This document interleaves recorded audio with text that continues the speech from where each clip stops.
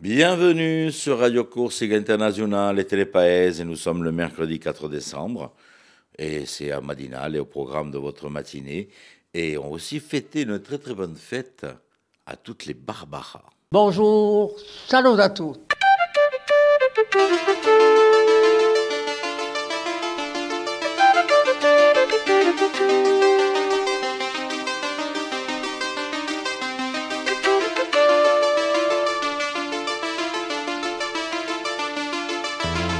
All'ascolto di Radio Corsica Internazionale, prima Radio Corsica.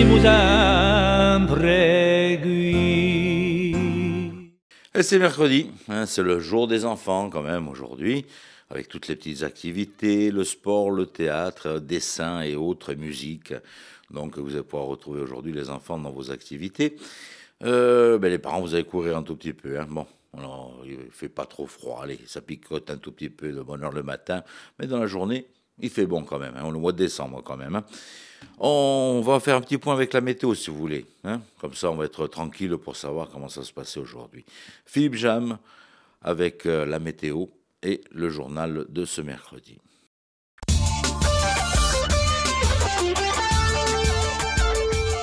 Bonjour Auguste, bonjour à toutes et bonjour à tous. La journée sera bien ensoleillée. Toutefois, quelques averses peuvent arroser la région bastiaise en tout début de journée. Puis en fin de journée, en Balagne, la région bastiaise, la Castaniche, le Cortenay et également l'extrême sud de l'île. Le vent de nord-est sera faible à modéré. Quant aux températures maximales, elles seront pratiquement de saison. 11 à 14 degrés près des côtes, 4 à 10 degrés dans l'intérieur selon l'altitude.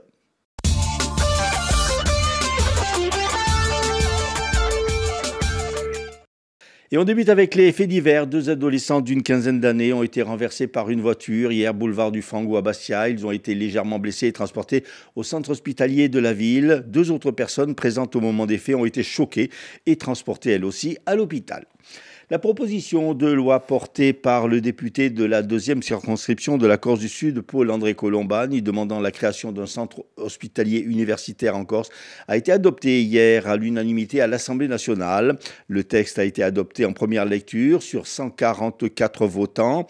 Le texte a recueilli 142 voix pour, une voix contre. La députée RN, qui avait voté contre, a fait savoir par la suite qu'elle s'était trompée et qu'elle souhaitait voter pour.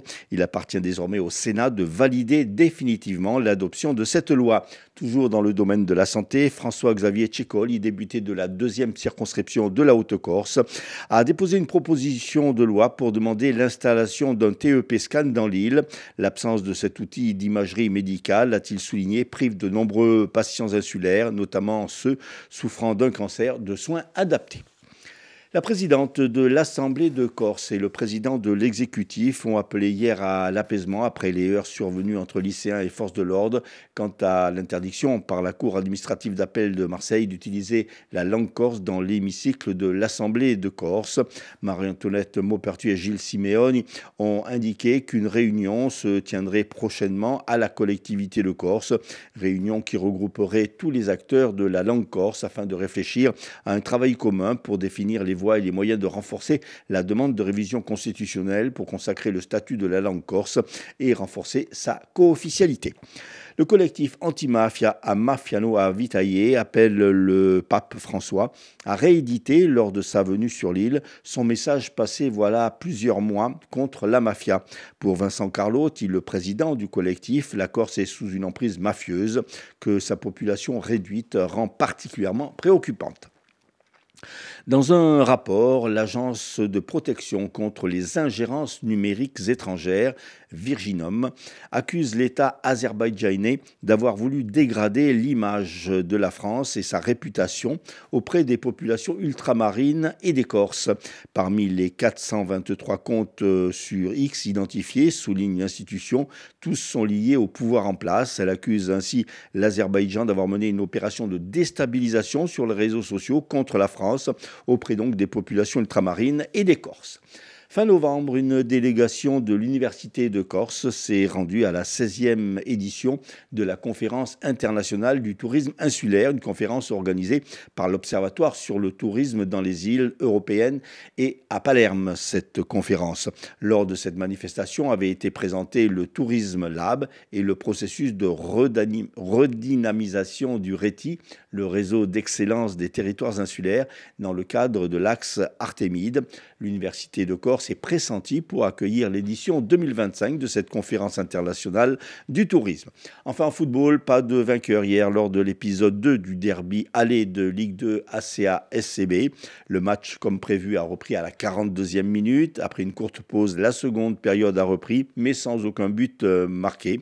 Au classement, le Sporting Club de Bastia est 11e avec 18 points, l'ACA 15e avec 15 points.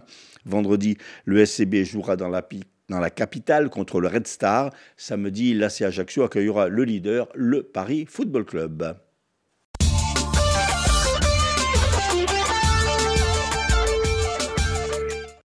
Merci Philippe. Merci Philippe. On vous retrouve un peu plus tard donc, pour les titres de l'information dans cette matinale. On va faire un petit détour sur les hippodromes de l'Hexagone pour les pronostics du jour et ce sera donc notre ami Rémi qui s'y colle. Les pronostics hippiques de Rémi sur Radio Corse International. Bonjour à tous, ce mercredi dans les bons coups du jour, nous serons sur l'hippodrome de Vincennes. On va démarrer avec le quintet, je vais retenir le numéro 3 Schémar qui ne devrait pas sortir des premières places. Passons à la troisième course où le 6 Lagune Seca devrait lutter pour la victoire et on terminera par la septième où le 5 Magic America devrait l'emporter. Bon jeu à tous. Voilà donc pour les courses hippiques. Je vous rappelle que les courses hippiques en Corse se reprendront aux alentours du mois de mars, donc avec de très belles réunions qui sont prévues donc sur l'île pour la saison 2025. On poursuit avec l'horoscope. L'horoscope avec Paxi, la belle rousse, au programme de Radio Corse International de Télépaese.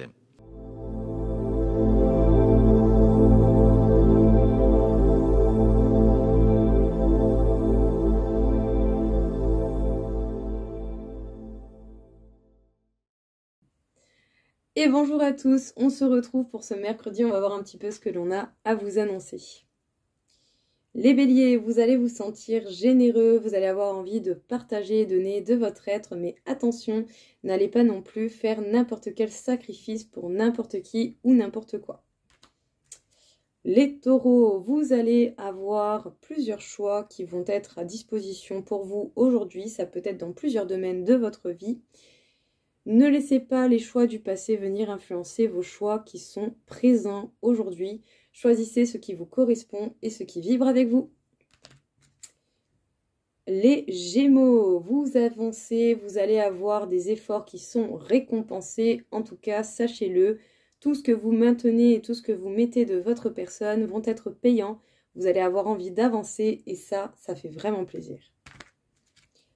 Les cancers, vous vous sentirez particulièrement romantique aujourd'hui si vous croisez quelqu'un qui vous plaît ou que vous avez déjà quelqu'un qui vous plaît dans votre vie. Vous n'hésiterez pas à dire les choses telles que vous les pensez et avec le cœur. Les lions, même si oui, par moments on peut avoir l'impression d'être lésé par la vie, ne vous en faites pas. Vous arrivez à l'aboutissement de quelque chose qui peut être dur depuis longtemps. Tenez le coup, vous êtes sur la dernière ligne droite avant d'avoir le résultat final. Les vierges, vous allez être dans l'action aujourd'hui, vous allez vouloir favoriser votre vie sentimentale et les choses qui vous tiennent à cœur. Donc justement, on chouchoute, on donne de sa personne et on passe à l'action pour être heureux en amour et en amitié. Les balances, vous allez avoir certains choix qui vont quand même créer pas mal d'ambivalence avec votre équilibre.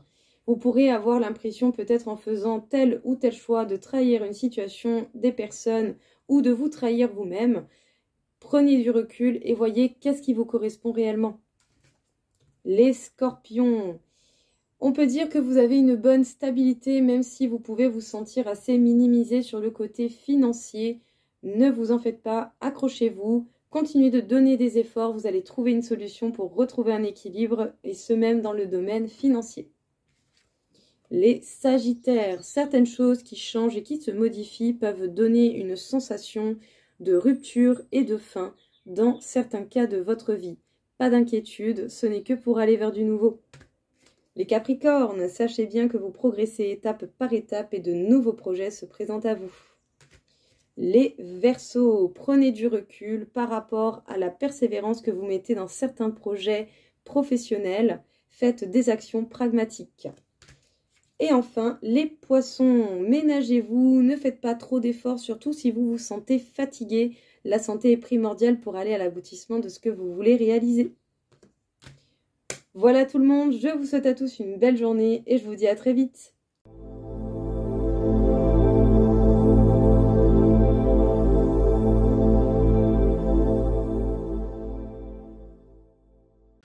Merci Paxi. Et puis n'hésitez pas à la contacter pour des petits messages privés. On va pouvoir poursuivre cette fois-ci avec de la littérature.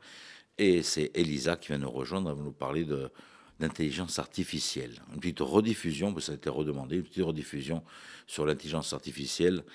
Et bien sûr, la lecture d'un livre, comme d'habitude, sur sa chronique, la lecture d'Elisa.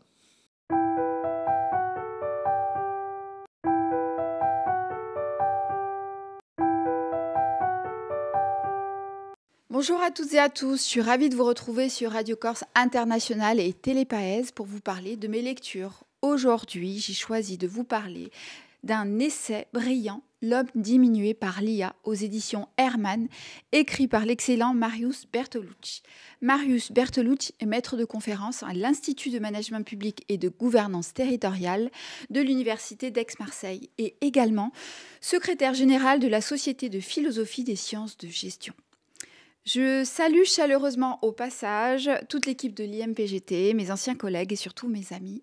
J'espère vous voir très bientôt. Pourquoi ai-je choisi cet ouvrage ? Parce que son auteur a eu le courage d'explorer un sujet brûlant qu'il n'est plus possible d'ignorer.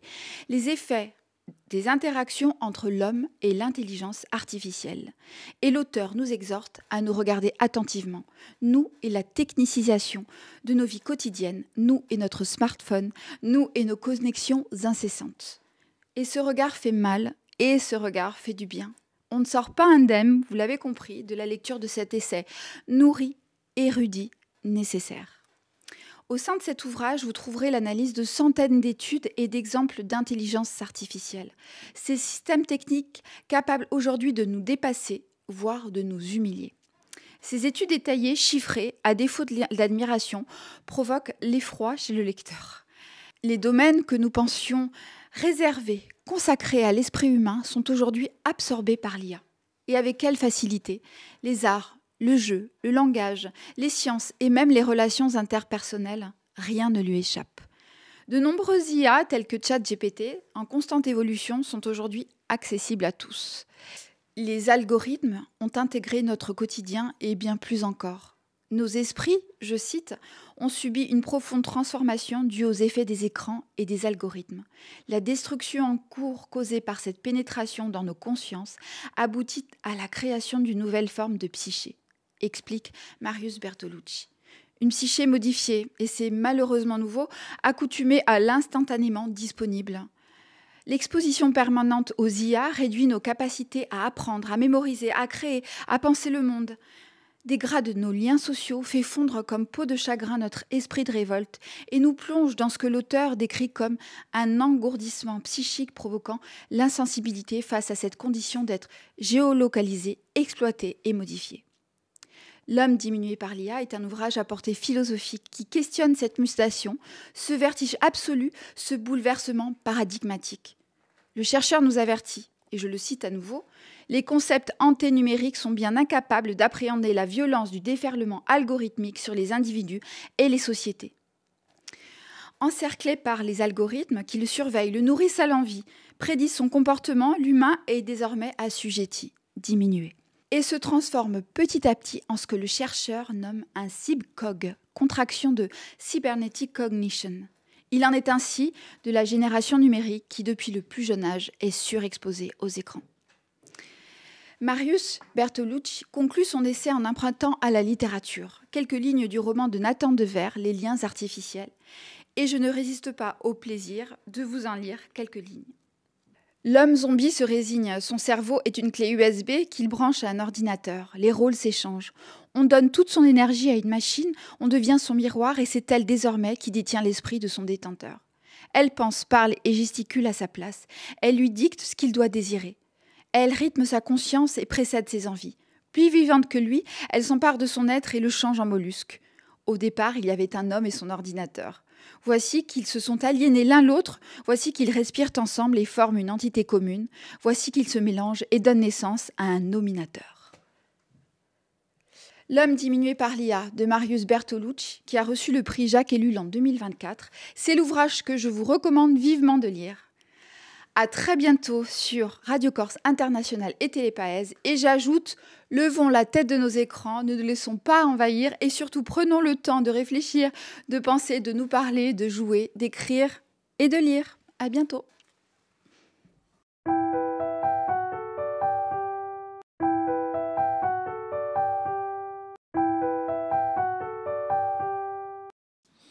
Allez, tiens, une petite idée de sortie, tiens, pour ces quelques jours. On va peut-être aller retrouver Henri Padovani. Hein. Henri Padovani, c'est aussi un des fondateurs du groupe Police. Hein. Il sera donc du côté du club de l'Opéra de chez Milou, et ce sera donc pour le samedi 7 décembre à 20h30, et le 8 décembre à 17h30, et il sera notre invité donc demain donc sur les ondes de Radio Corse International et de Télépaèse, et donc Henri Padovani.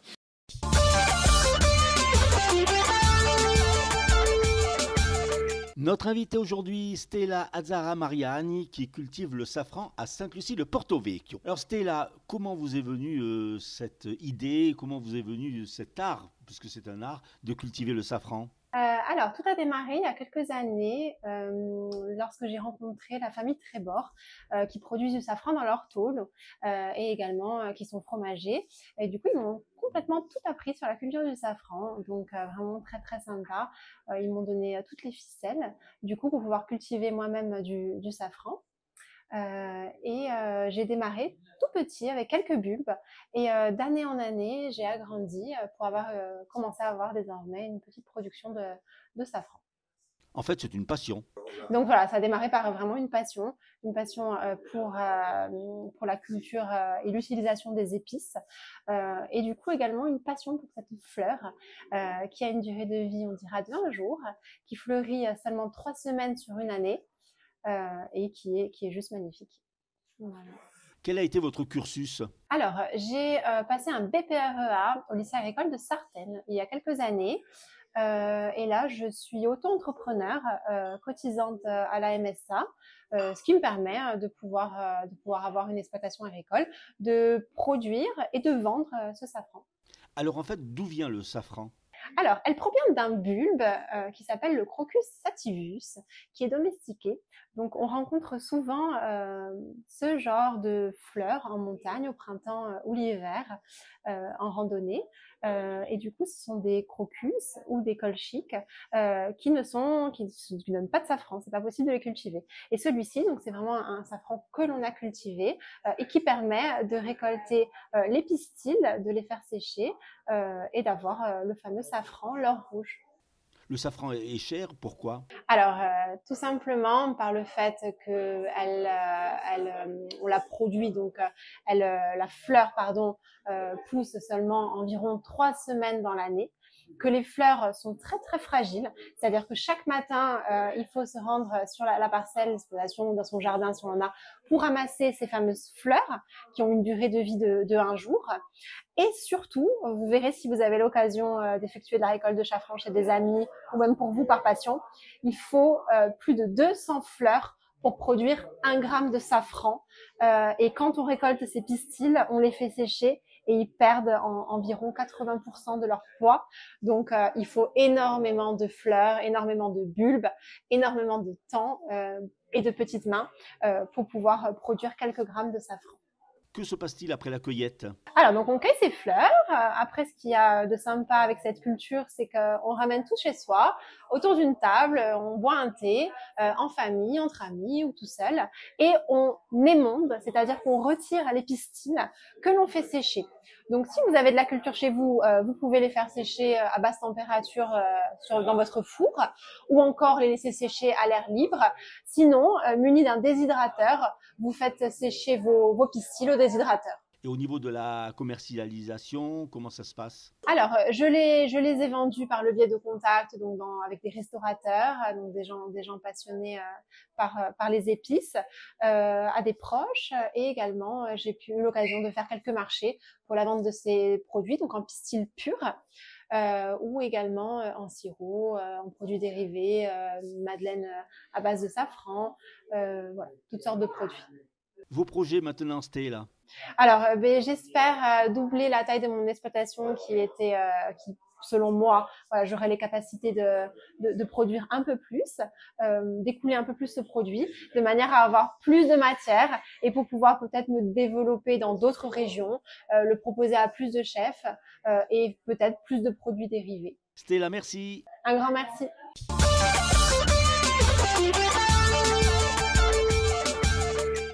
Voilà, donc on va refaire un petit point sur les titres de l'information avec Philippe Jam. La proposition de loi portée par le député de la 2e circonscription de la Corse du Sud, Paul-André Colombani, demandant la création d'un CHU en Corse, a été adoptée hier à l'unanimité à l'Assemblée nationale. Marie-Antoinette Mauportuy et Gilles Simeoni proposent la tenue d'une réunion regroupant tous les acteurs de la langue corse afin de réfléchir à un travail commun pour définir les voies et les moyens de renforcer la demande de révision constitutionnelle pour consacrer le statut de la langue corse. Le collectif anti-mafia Amafiano Awitaye appelle le pape François à rééditer, lors de sa venue en Corse le 15 décembre prochain, son message passé voilà plusieurs mois contre la mafia. Football, pas de vainqueur hier lors de la phase 2 du derby de Ligue 2 aller entre l'ACA et le Sporting. Score final 0-0. Côté météo, soleil et averse au menu de ce mercredi. Merci Philippe. Allez, pour finir, une petite magagna bastiaccia. Una magagna bastiaccia avec notre ami Robert.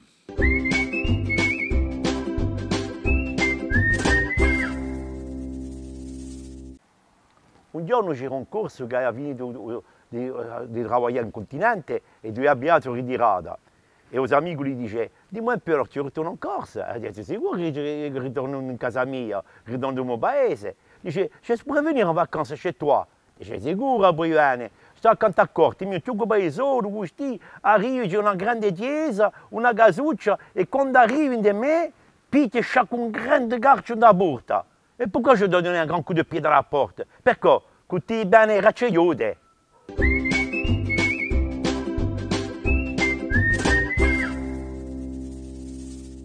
Un giorno c'è una maestra che lavora nella scuola e sente parlare tu mio giugo.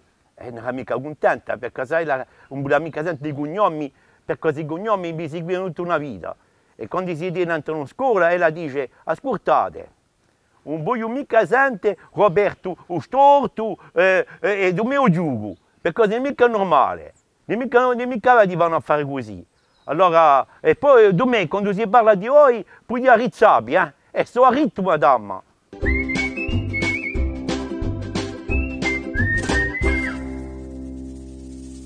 Voilà, un grand merci d'avoir passé ce petit moment en notre compagnie. Je vous souhaite de passer une très bonne journée à l'écoute de Radio Corse International ou de poursuivre sur Télépaese. On vous donne rendez-vous demain jeudi. Tieni de volte e vi a domani. Bonjour, salut à tous.